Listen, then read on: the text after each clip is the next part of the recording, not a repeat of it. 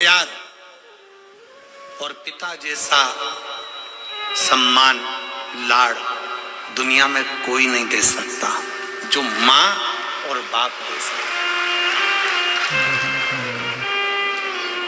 जो माता और पिता दे सकते हैं वो दुनिया में कोई नहीं दे सकता। अपने बच्चों के प्रति कितना स्नेह होना चाहिए, अपने बच्चों के प्रति कितनी प्रबलता होना चाहिए, ये शंकर भगवान से सीखना चाहिए। कि शंकर भगवान की परिक्रमा गणेश जी महाराज ने लगा ली थी और गणेश जी को वर मिल गया था प्रथम पूजन का, प्रथम गिनती का। गणेश जी प्रथम पूजन में आने लगे तो पार्वती मैया की आंखों में जल भर गया था। आपने एक बेटे को इतना सम्मान दे दिया। मेरा दूसरा बेटा कार्तिक है, वो तो मोर पर बैठकर पूरी पृथ्वी की परिक्रमा करने गया है। गणेश जी ने बुद्धि से तुम्हारी परिक्रमा करी, वो शरीर से लगाने गया है और तुमने पूरा की पूरा वर, तुमने पूरा की पूरा आशीर्वाद गणेश जी को दे दिया प्रथम गिनती में आने का। सदानंद कार्तिकेय को कुछ नहीं दिया। ये तो गलत बात है प्रभु।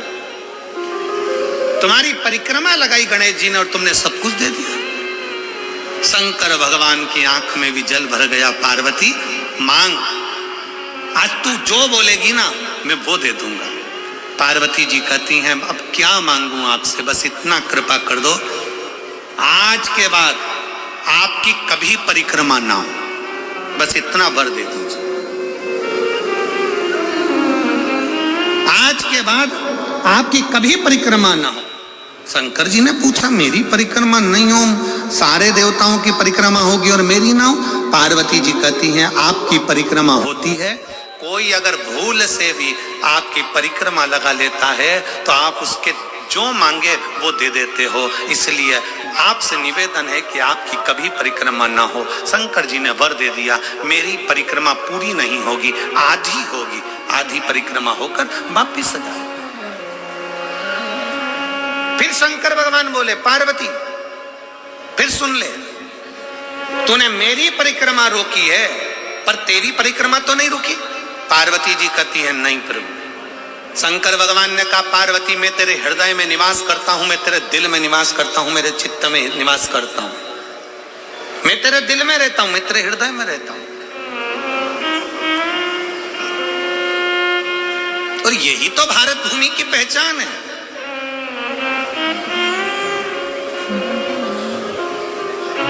यही भारत भूमि की पहचान है।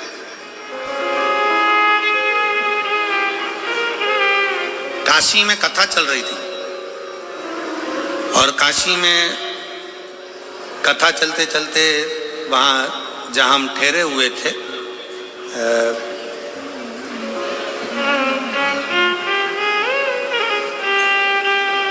उस स्थान पर कोई चौथे दिन मिलने के लिए आए और वो लड़के थे, युवान बेटा। उन्होंने एक प्रश्न किया, गुरुजी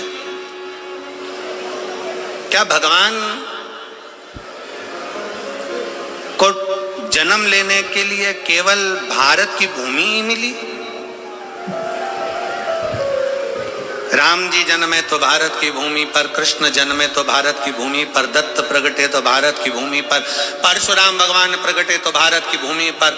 क्या सारे देवताओं को जन्म लेने के लिए भारत की भूमि मिली? पूरा विश्व पड़ा था, कोई अमेरिका, हालैंड, चीन, कहीं पर भी एक भी भगवान पैदा नहीं हुए,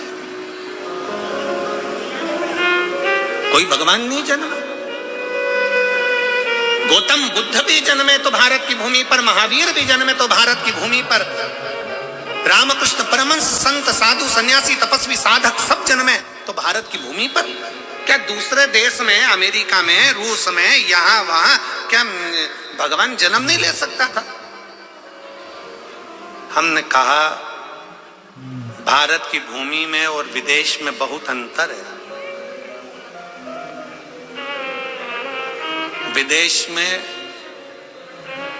लोग दिमाग से प्यार करते हैं और भारत में लोग दिल से प्यार करते हैं।